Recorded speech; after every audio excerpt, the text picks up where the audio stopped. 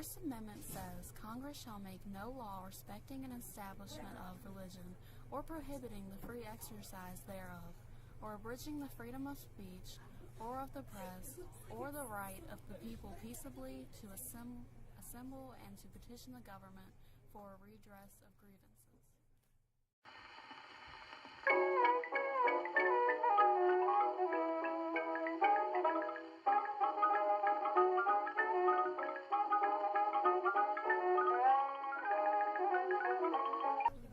What is protest? A statement or action expressing disapproval of or objection to something.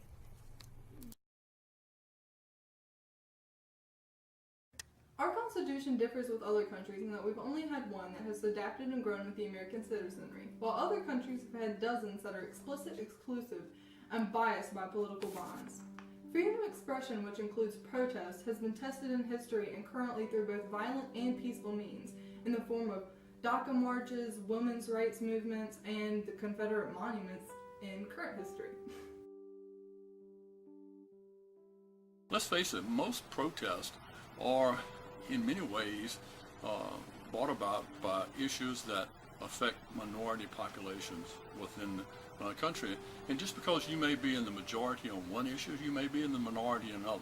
And in many cases, the rights of minorities to or minority groups to protest is a way to put forth an issue in a different light, more forcefully in many cases. It allows that expression to become part of the total conversation within issues within our democratic society.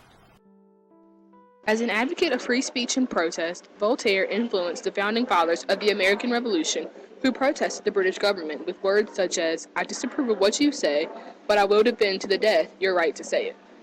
As we've seen in Charlottesville, Virginia, protest has been taken to the extreme as violence erupted, resulting in death and many injuries. Sharply contrasting DACA marches show the constitutional values of our citizenry in a more peaceful way through means that are more informative, controlled, and respectful of both sides.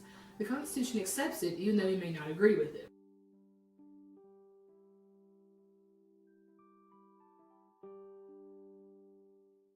Joining us from St. Paul, Minnesota is David Bicking with the Minnesota Green Party. Good morning, Mr. Bicking. Good morning. Lots of papers reporting this morning about initial protests this weekend in St. Paul. Here, the Baltimore Sun talking about a protest yesterday, about 250 protesting the Iraq War. What are you expecting today? What's the focus of protests today? We're expecting much larger numbers today. This is the first day of the Republican National Convention, and it's also the first day kicking off the major protests this week.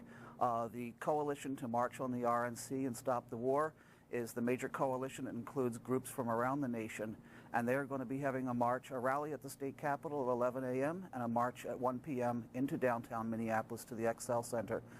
We're hoping for 50,000. It's always hard to know ahead of time what to expect. Times writes about some of the planned protests. RNC protesters say massive march at RNC as they go. Organizers of a massive march at the Republican National Convention on Monday say the stage is set for their protest despite the convention's scaled-back activities and a series of law enforcement raids by the groups as attempts to quell their right to free speech. One of the organizing groups, the Republican National Convention Welcoming Committee, has set up what they call a convergence space, a place where people can gather, people can come from out of town and find out what's going on, get something to eat, sort of recover after a large march. On Friday night, that was raided by police. They burst in, they had guns drawn, they ordered everyone to the ground, face down, handcuffed them behind their back, including a 5-year-old child. In 1965, in Des Moines, Iowa, students decided to peacefully protest against the Vietnam War. The administration made a policy that students could not wear armbands because of its anti-war sentiment. If the students were caught violating the policy, they would be suspended. The students decided to proceed with their peaceful protest and were consequently suspended until January 1st. In the ruling, the ACLU decided to take on the case in support of the students. Tinker vs. Des Moines went all the way to the Supreme Court, who decided the students do not shed their constitutional rights to speech or expression at the schoolhouse gate. Protest is a valuable and active form of freedom of expression. Our founding fathers put it in the very first amendment because direct communication with our representative government is what allows our Constitution to continue to work 200 plus years after it was written. It applies to every citizen, which includes teenagers that are often silenced for accusations